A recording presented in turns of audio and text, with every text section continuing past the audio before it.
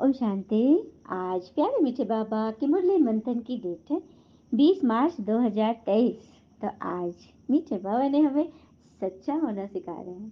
सच्चे पिता के साथ हम कैसे सच्चे होकर रहें और हम सबकी मेंटल प्रॉब्लम कैसे सोल्यूशन के रास्ते पे चलेगी, उसकी एक हम लौकिक विधि भी बताएंगे। फिर बाबा बोलते हैं कि कौन सी ऐसी प्राप्ति है जो भगवान के सिवाय कोई दूसरा करा ही नहीं सकता। और आज गीत भी बहुत सुंदर है, सबने सुना होगा, एकदम सुना हुआ गाना है। मनुष्य कहते हैं ज्योति ज्योत में समा गई, आत्मा आत्मा में समा गई, परमात्मा में समा गई, लेकिन कैसे? सन्यासी आदि कहते हैं, लेकिन उसका कारण नहीं बताते, क्योंकि सारा रहस्य तो पता ही नहीं है। तो किसी को भी कुछ बताना होता तो पूरा क्लियर करके बताना है ना। और 33 करोड़ देवी देवताओं की लिमिटेड नंबर्स है, इस पर भी हम समझेंगे। फिर सभी को अपने अपने पार्ट में आना पड़ता है, आना ही है, बगैर आए कोई परमधाम में रह नहीं सकता। सबको आना है। सब हिसाब किताब पूरा कर भगवान हम सबको वापस ले जाएंगे, सभी दुखों से छुड़ाकर भगवान हमें सुखधाम ले जा रहे हैं। बाबा के पास दोनों दरवाजे की चाबी है। कौन कौन से दरवाजे हैं इसको समझेंगे, गेट्स कैसे खुलते हैं, और रूहानियत में रहकर स्वमान की सीट पर बैठने वाले सदा सुखी सर प्राप्ति स्वरूप कैसे बनते हैं, उसको वरदान और उसके विस्तार में समझेंगे। शुभ भावना से हर आत्मा को दुआ देने वाले, क्षमा करने वाले हैं, कल्याणकारी है, क्योंकि ये कल्याणकारी संगम युग है जिसमें कल्याणकारी शिव परमात्मा आए हुए हैं। चलिए सुनते हैं हम बाबा की वाणी। सभी अलर्ट हो जाए, सीट की बेल्ट बांध ले, कमर सीधी, आराम से सुनिए। हाँ, बच्चों को बाबा ने होमवर्क पे दिया है, कुछ न कुछ पॉइंट्स जरूर पूछे जाएंगे, इसलिए अलर्ट, ध्यान से सुनिए। बाबा कह रहे हैं, मीठे बच्चे, सच्चे बाबा के साथ सच्चा होकर रहो तो कदम कदम पर पद्मों की कमाई जमा होगी। गॉड इज ट्रुथ, ईश्वर सत्य है, सत्य ही सुंदर है ना।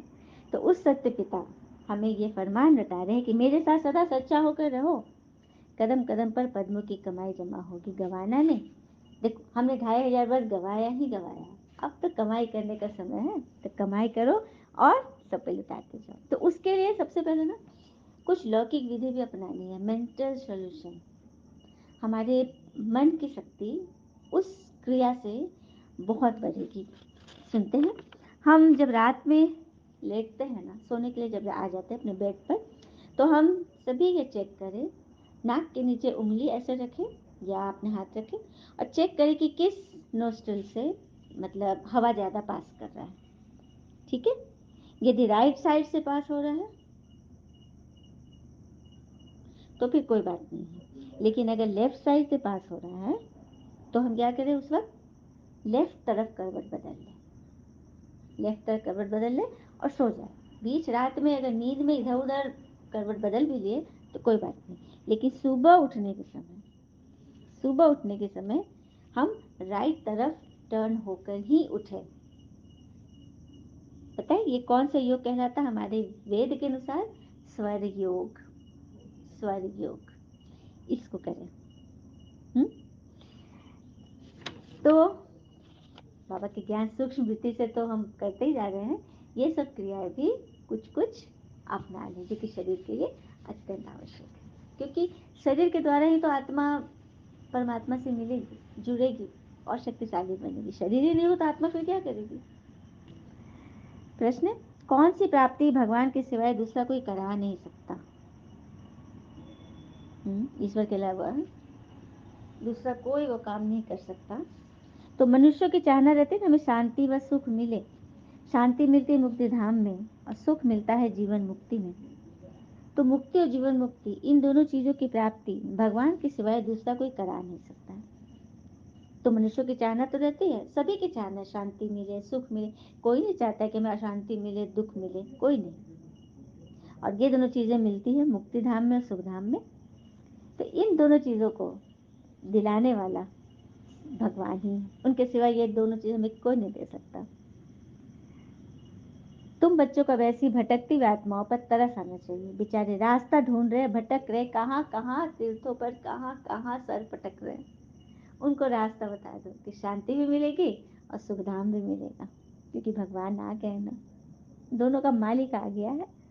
गीत है, इंसाफ की डगर पे बच्चों दिखाओ चल के, ये स्वदेश है तुम्हारा, राजा तुम ही हो कल के। इंसाफ की डगर पे बच्चों दिखाओ चल के, स्वदेश है तुम्हारा, राजा तुम ही हो कल के। आ आ आ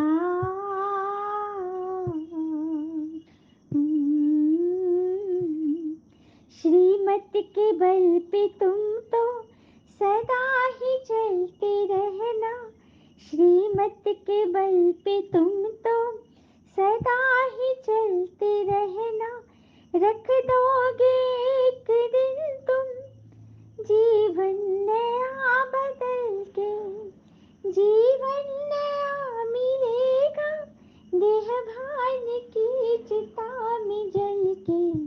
इंसाफ की डगर पे बच्चों दिखाओ चल के, स्वदेश है तुम्हारा, राजा तुम ही हो कल के। ओम शांति। यह गीत भी बच्चों के लिए, क्योंकि सच्चाई पर, सच्चे बाबा के डायरेक्शन पर बच्चे ही तो चल रहे हैं। स्वदेश हमारा, ये देश, यह भारत देश हमारा है, जहाँ के हम राजा हैं। श्रीमत के बल पे ही हमें चलते रहना, रख देंगे एक दिन हम संसार को बदल के, जीवन नया मिलेगा सत्युग में, देवभान की जब चिता जलाएंगे, है ना। तो यही है सच्ची मत। बाकी सब तो झूठी मत देते हैं, क्योंकि ये शरीर, ये विनाशी चीजें झूठ है, उसमें ज्यादा हम ध्यान देंगे तो फिर हम झूठे ही बन गए। झूठी माया झूठी काया गाया हुआ ही है। अब सच पिता आ गए हैं, तो सच्चे के साथ सत्संग करना है। हाँ, सचखंड में जाने के लिए हम पुरुषार्थ कर रहे हैं, तो हम बच्चों को बाबा से बहुत बहुत सच्चा बनना है, तभी हम कदम कदम पे क्या बन जाएंगे, पदमपति। पद्मा पदमपति। अगर सच्चे नहीं रहेंगे तो सचखंड में उच्च पद पा नहीं सकेंगे। इसलिए बच्चों को बाबा सावधानी दे रहे हैं, तो सावधान। चलिए, सावधान हमें पाप और पुण्य से करना है। लेकिन पहले समझ तो ले कि पाप और पुण्य क्या है, कैसे होता है। तो किसी भी स्थिति में जो विचार हमें शांति और मुक्ति की ओर ले जाए वह पुण्य है, और जो विचार हमको कष्ट, दुख, भय, चिंता, तकलीफ, पीड़ा, इसका उसका, क्यों, क्या, कैसे में ले जाए, वह पाप है। अब चॉइस हमारी है कि हमें किस दिशा में जाना है। ठीक है। फिर बाबा कह रहे कि तुम बच्चे जानते हो, जब तक मैं नहीं मिला था तो तुम अनेक प्रकार की साधना, भक्ति आदि करते आए। करते करते रिजल्ट क्या मिली, कुछ भी नहीं। हाथ हासिल क्या है, कुछ भी नहीं। सृष्टि तो और तमो प्रधान बन गई, धीरे धीरे और गिर गई। फिर इतने जो साधना करते हैं उनसे कुछ मिलता है, क्यों नहीं है, ये विचार भी कभी नहीं आया। आप समझते हो ना कि कुछ भी नहीं मिला। हमको चाहिए क्या, यह भी कोई की बुद्धि में नहीं है। सन्यासी के निर्वाण धाम में जाने के लिए हम साधना करते हैं, मोक्ष को पाने के लिए, परंतु वह भी रास्ता तो किसी को पता ही नहीं। तो फिर क्या कर रहे हैं सब। वही बात है, भाग सभी रहे हैं, कर सभी रहा है, लेकिन पा कुछ नहीं रहा है, पहुंच कोई नहीं रहा है। कई मनुष्य कह देते हैं कि फलाना आत्मा परमात्मा ज्योति में समा गई, वैकुंठवासी हुआ, स्वर्ग पधारा। किसी का शरीर छूटा तो कह देते स्वर्ग पधारा, और सारा जीवन उसने कुकर्म ही किए, गलत सलत भोजन ही खाया, तो क्या स्वर्ग चला जाएगा। लेकिन कहने को क्या है, उसमें तुम्हें कोई पैसा लग रहा है, कह दो, कुछ भी कह दो। अब वास्तव में स्वर्ग तो कोई पधारा ही नहीं है। स्वर्ग होता कहाँ, निर्वाण धाम कहाँ होता है, कुछ भी नहीं पता। लेकिन अब तुम बच्चे जानते हो, लेकिन वो भी नंबरवार पुरुषार्थ अनुसार। बाबा बाबा कह तो देते कि तुम जानते हो, लेकिन हम बच्चों में भी रैंकिंग है, पॉइंट पॉइंट, सेकंड सेकंड सब आगे पीछे हैं। तो कोई भी आए तो उनसे पूछना चाहिए, कोई नए आए ना, कि तुम क्या चाहते हो, गुरु करते हो दिल में क्या चाहना थी, क्यों गुरु किए। वास्तव में उनकी चाहना को तुम ब्राह्मण ब्राह्मणियां ही पूरे करते हो, कोई गुरु गोसाई नहीं कर सकते, क्योंकि उनकी चाहना होती ही है शांति नाम जानने की, मोक्ष पाने की, सुख की। तो सुख तो कोई सन्यासी दे नहीं सकते, क्योंकि वो तो खुद कहते हैं कि सुख तो काग विष्टा समान है, तो वो फिर अपने फॉलोअर्स को क्या देंगे।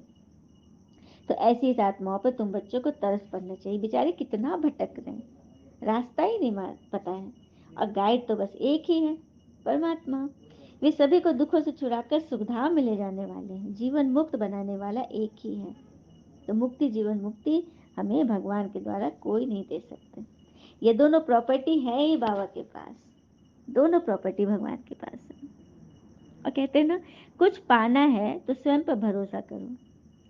सहारे कितने भी सच्चे हैं, अच्छे हो, मगर साथ छोड़ ही जाते हैं, क्योंकि उनके बस में भी थोड़ी ना है, ये शरीर तो कब छूटेगा किसी को पता नहीं। तो सहारे तो झूठे हो जाएंगे। सच्चा सहारा एकमात्र शिव निराकार परमात्मा है, जो आए हुए और हाथ बढ़ाए हैं कि पकड़ ले मेरा हाथ। और जब तक भगवान भक्तों के पास ना आए तब तक ये चीज़ तो मिल ही नहीं सकती जो बाबा के पास प्रॉपर्टी है। अभी बाबा ने क्या बोला, कौन सी प्रॉपर्टी बाबा के पास? मुक्ति और जीवन मुक्ति, अर्थात शांति और सुख। ये दोनों चीज़ें जब भगवान आएंगे तभी तो देंगे। आज शांति के लिए कितना लड़ाई झगड़ा होता है दुनिया में, तो यही है ही हंगामा। अपना मेरा धर्म बड़ा, मेरा धर्म बड़ा। फिर बाबा कह रहे हैं कि सुख शांति दोनों ही चाहिए। तो सुख होता है संपत्ति से, और सतयुग में संपत्ति बहुत है, यहाँ संपत्ति नहीं, तो बेचारे रोटी टुकड़ के लिए लड़ते झगड़ते रहते हैं। संपत्ति है तो एरोप्लेन, बड़े बड़े महल आदि सब वैभव है। तो संपत्ति भी चाहिए, फिर शांति भी चाहिए। क्या बात है, संपत्ति अगर मिल भी गया यहाँ, लेकिन शांति नहीं है, सुख नहीं है। लेकिन स्वर्ग में संपत्ति भी है, हीरे जवाहर के महल आदि हैं, और सुख तो अथाह है, दुख है ही नहीं, सिर्फ सुख ही सुख है। क्या बात है। तो वैसी दुनिया में भगवान हमें ले जा रहे हैं। तो ऐसे दुनिया में जाने के लिए परमात्मा से सच्चा रहना है, सच्चा। पवित्रता, सुख, शांति सब वहाँ है। और दूसरा है मुक्ति धाम, परम धाम। वहाँ कोई सदैव रह नहीं सकते, पुनर्जन्म ले फिर पाठ जरूर बजाना है। परम धाम में तब तक रहते हैं जब तक पाठ में आए। क्या बात है, जब तक नीचे धरती पर आने का पाठ नहीं है तब तक ही परम धाम में रहते हैं। लेकिन जैसे ही पाठ आता है, आत्माओं को एक्ट करने स्टेज पर आना पड़ता है। लिमिटेड नंबर्स है, भारत में 33 करोड़ देवताओं की लिमिट है, इससे ज़्यादा नहीं। हाँ, इस समय बहुत है 33 करोड़ में से जो और धर्मों में कन्वर्ट हो गए हैं। तो धीरे धीरे सबको इसी मड़वे के नीचे आना है, सभी आएंगे। तो जब कोई पहली बार आए तो उनसे पूछना है कि दिल में क्या आस है, क्या चाहते हो। दर्शन से कोई फायदा हुआ? इतना तीर्थ किए, दर्शन किए, पूजा किए, गुरु के पास आस लेकर जाते हो ना, तो क्या आस रहती? एक आस तो ये रहती है कि कुछ तो मिले, आशीर्वाद दे, हम फलाने में जीत जाए। कोई कहते हैं हमको ऐसा रास्ता बताओ जो हम सदैव शांति में रहें, मन बड़ा चंचल है। वही वाला प्रसंग याद आ रहा है ना, एक व्यक्ति गया संत के पास, मुझे शांति चाहिए। तो संत ने घड़े में एक पत्थर डाला और बोला कि ठीक है, 2 निकालो। वो 2, एक डालो, 2 कैसे निकालो? फिर बोला अच्छा ठीक है, एक और डालो। तो डाल दिया, तो बोला 4 निकालो। फिर उसका मन चकराया कि क्या कर रहे हो। तो संत ने यही समझाया कि मन रूपी घड़े में कोई एक प्रश्न डाल देते हो, एक एक किसी ने कुछ बोला, वो बात हम डाल दिए, तो उसके साथ उसके लड़ कितने सारे पत्थर आ जाते हैं। हम्म सारे फोल्डर खुल जाते हैं, कितने सारे इन एंड आउट घुस जाते हैं। तो जब तक उस एक्स्ट्रा उसको चीज़ों को नहीं निकालोगे, तब तक वो प्रश्न वाला जो मेन मैटर है वो नहीं सॉल्व होगा। इसीलिए एक्स्ट्रा चीज़ों को जाने नहीं दो। कोई मेन चीज़ भी गया ना, उसको तुरंत वहाँ से हटाओ, नहीं तो फिर जंगली वीड्स जो है ना भर जाएंगे, है ना, और हमारे फसल को नष्ट कर देंगे। पुण्य का फसल लगा हुआ लेकिन जंगली वीड्स लग गए, अहंकार, क्या, क्यों, कैसे, ऐसे वैसे, उसको छांटते रहो, जैसे कि किसान लोग करते हैं, फसल के बीच में जो उगता है ना उसको हटाते रहते हैं। तो मन बड़ा चंचल है ना, तो उसको शांति देने के लिए हमें शांति के सागर से कनेक्ट होना पड़ेगा। फिर बाबा कहते एक है शांति धाम, दूसरा है सुख धाम, तीसरा है दुख धाम। तो तुम क्या चाहते हो, कहाँ जाना चाहते हो, किस बात के लिए पुरुषार्थ करना चाहते हो? मतलब आत्माओं से ऐसे पूछो, जिज्ञासु से ऐसे पूछो, अब वो जो बताएंगे उस अनुसार उन्हें दवा दी जाएगी। और सन्यासी लोग को फिर सन्यास धर्म में ही आना पड़ेगा जब उनका फिर से पाठ शुरू होगा, क्योंकि चक्र तो घूमता है ना, घूम कर फिर उसी पॉइंट पे पहुंच जाएगा, बाजोली है। तो सन्यासी फिर उसी सन्यास धर्म में आएंगे, कृष्ण धर्म उसी तरह का आएंगे, स्थापन होगा। सतयुग नई दुनिया, पवित्रता, सुख, शांति, सब ऐसे ही फिर गोल गोल घूमेगी, रिपीट होता रहेगा। सन्यासी को समझाना है कि आपका है हठ योग और हमारा है राजयोग। हट के द्वारा वो जिद करके घर बार छोड़ देते, अन्न जल छोड़ देते, भिक्षा मांग के खाते, वस्त्र त्यागते। तो ये सब कुछ भी नहीं करना है। राजयोग में कुछ नहीं करना है, बस अपने मन के राजा बन जाओ। मन को किसी के पैरों का फुटबॉल मत बनाओ कि किसी ने कुछ कह दिया और आप फंस गए। वो तो बोलकर चल भी दिया, शायद वो भूल भी गया हो, लेकिन हम क्या करते हैं, उसको माथे सर रख लेते हैं और दिन रात सोचते रहते हैं। तो मन के राजा बनो। तो गृहस्थ व्यवहार में रहते कमल फूल समान बनो, यही है प्रवृत्ति मार्ग। उनका तो निवृत्ति मार्ग है, निवृत्त हो जाना, घर बार से निवृत्त हो जाना, और तुम्हारा है घर बार रहते प्रवृत्ति में, भगवान की याद में रहो। और विकर्मों का बोझा भी तब विनाश होगा जब बाबा को याद करेंगे। गाया जाता है ना, तुम मात पिता हम बालक तेरे, तेरी कृपा से सुख घनेरे। तो सुख घनेरे चाहिए तो गृहस्थ व्यवहार में रहते राजयोग सीखो, पावन भी बनना है और स्वर्ग में भी पहुंचना है। स्वर्ग का मालिक बनने वाला नहीं होगा तो लटकना थोड़ी ही है। जो नहीं होगा वो नहीं आएगा, जिनको आना होगा वही आएंगे, क्योंकि सबके नाम यहाँ पर ऑलरेडी रिटन है। इसलिए बताओ सबको, अगर वो स्वर्ग में नहीं आएंगे सत्यत्रेता में, तो द्वापर से आपके पूजा करने की लिस्ट में सबसे आगे रहेंगे। सबको कुछ न कुछ अंजलि तो मिलेगी ही मिलेगी। पुरानी दुनिया को नया बनाना यह तो भगवान का ही काम है। बाबा को परम धाम से आना पड़ता है, वह पतितों को पावन, नर को स्वर्ग बनाने वाले। स्वर्ग में रहते ही ये देवी देवता, बाकी सब निर्वाण धाम में रहते। सबको सुख शांति देने वाला एक ही है। बाबा आते ही एक धर्म की स्थापना कर बाकी सबका विनाश करने, और सब परम धाम में जाकर निवास करेंगे। ठीक है, एक धर्म की स्थापना, एक सनातन धर्म की स्थापना होगी सत्युग स्वर्ग में, और बाकी सभी धर्म मर्ज हो जाएंगे, वे फिर द्वापर में अपने पाठ से शुरू होंगे। तो भगवान क़यामत का यही समय है। मुस्लिम धर्म में भी है ना, ईश्वर अल्लाह आते हैं और क़यामत के समय सबका हिसाब किताब लेखा जोखा करते हैं। तो भगवान आए हैं, वही सब हिसाब किताब चुकता करा रहे हैं, हमें ज्ञान सुनाए। तो सबको दुखों से छुटकारा दिलाकर सुख में ले जाना यह परमात्मा का ही काम है। दोनों दरवाजों की चाबी बाबा के पास है। कौन से दरवाजे? शांति धाम और सुख धाम, परम धाम और स्वर्ग। इन दोनों दरवाजों की चाबी बाबा के पास है। स्वर्ग का फाटक खुलता है तो मुक्ति का भी खुलता है। मुक्ति में जाने के सिवाय स्वर्ग में कैसे आ सकते हैं? तो हम बच्चों को जब बाबा ले जाएंगे ना, शिव की बारात का गायन है, शिव अपने बारात में सभी को ले जाएंगे। तो जो बाबा के सच्चे बच्चे होंगे वो साथी बनकर उनके गाड़ी में बैठेंगे, मतलब साथ साथ चलेंगे, और जो बाराती होंगे पीछे पीछे पैदल आएंगे। अब चॉइस हमारी है कि हमको कैसे जाना है भगवान के साथ। तो जो मुक्ति में पहले जाएंगे ना भगवान के साथ, पहले मुक्ति धाम जाएंगे, शांति धाम, सेकेंड ही वहाँ टिकेंगे, आत्मा तुरंत भर जाएगी। शांति धाम जाएगी, वो क्या कहते हैं ना, एकदम चार्जिंग का एकदम पावर हाउस है। आत्मा वहाँ गई, जो 5000 वर्ष से आत्मा एकदम जर्जर हो गई, कमजोर हो गई, परम धाम जाएगी ना, सेकेंड में चार्ज हो जाएगी, एकदम फुल चार्ज बैटरी, पूरी चार्ज हो गई। उसके बाद सत्युग स्वर्ग में आ जाएगी और पाठ फिर शुरू नए सिरे से। तो दोनों गेट्स इकट्ठे खुलते हैं, शांति धाम के भी और सुख धाम के भी। अच्छा, मीठे मीठे बच्चों प्रति भगवान की नमस्ते, हम बच्चों की भी प्यारे बाबा को नमस्ते। धारणा के लिए मुख्य सार, पहली पॉइंट, मुक्ति के लिए बाबा को याद कर विकर्म विनाश करने हैं, और जीवन मुक्ति के लिए स्वदर्शन चक्रधारी बनना है, पढ़ाई करनी है। मुक्ति के लिए क्या करना है? शांति धाम जाने के लिए याद कर विकर्म विनाश करने, और जीवन मुक्ति के लिए पुरुषार्थ करना है, स्वदर्शन चक्रधारी बनना है, अपनी आत्मा को, उसके दाग को मिटाना है। दूसरी पॉइंट, रहम दिल बन भटकने वालों को घर का रास्ता बताना है, मुक्ति और जीवन मुक्ति का वर्षा हर एक को भगवान से दिलाना है। तो सबके प्रति रहम दिल बनो, जिनको रास्ता नहीं मालूम है उन सबको भगवान से मिला दो, क्योंकि वो भगवान को ढूंढने में कितना कितना कितना भटक रहे हैं।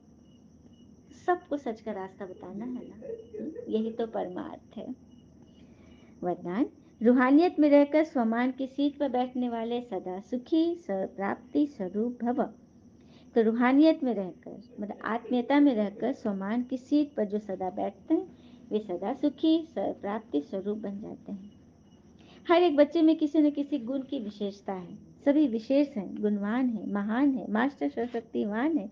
ये रूहानी नशा सदा स्मृति में रहे, इसको ही कहते हैं स्वमान, अर्थात स्व को मान देना। स्व मतलब आत्मा। आत्मा को मान दो, आत्मा को उसकी सीट पर बिठा के रखो। इस स्वमान में अभिमान नहीं आ सकता। अभिमान की सीट कांटों की सीट है, हमेशा हमें गढ़ते रहेगा, किसी न किसी की कुछ न कुछ दिखती रहेगी, है ना, कमी कमजोरियां। इसलिए उस सीट पर बैठने का प्रयत्न मत करो। कांटों की सीट पर बैठेंगे क्या कभी? गढ़ते रहेगा ना, कभी हम चैन से नहीं बैठ पाएंगे। तो रूहानियत में रहोगे, सोमान की सीट पर बैठोगे तो सदा जैसे लगे ना फूलों की सीट पर बैठे हैं। आहा, खुशबू भी मिल रही है, कोमलता भी मिल रही है और मखमल का एहसास भी है। तो जब पुरुषार्थ की सीट पर बैठेंगे ना, जब रूहानियत की सीट पर बैठेंगे तो वो मजा आएगा ना, क्योंकि हमेशा लगेगा कि भगवान के साथ है, उनकी गोद में बैठे हैं। तो सदा सुखी, सदा श्रेष्ठ, सदा सर्व प्राप्ति स्वरूप का अनुभव करते रहेंगे। तो करना है ना सभी को। स्लोगन, अपने शुभ भावना से हर आत्मा को दुआ देने वाले और क्षमा करने वाले ही कल्याणकारी हैं। शुभ भावना से हर आत्मा को दुआ देने वाले और क्षमा करने वाले। देखो क्षमा में वो शक्ति, हम कहते हैं किसी ने मेरे साथ बहुत बुरा किया, हम उससे बदला ले रहे हैं, उससे वो सुधरेगा नहीं, वो और बिगड़ेगा। उसको सुधारना है ना तो क्षमा कर दो, वो ग्लानि में अपने आप ही बदल जाएगा। और एक बार में बदलेगा भी नहीं, ये भी मत सोचो एक बार क्षमा किया तो बदल जाएगा, नहीं। आपने उसके साथ बहुत बुरा किया हुआ है, आपको बार बार देना पड़ेगा। वो वाली बॉल वाली बात फिर से यहाँ पे है। सामने वाले के पास ब्लैक बॉल है नेगेटिविटी का, और आपके पास व्हाइट बॉल है पॉजिटिविटी का। आप अपनी आदत के अनुसार व्हाइट बॉल दे रहे हो, एक बॉल दिया उधर से दो ब्लैक बॉल आ गए।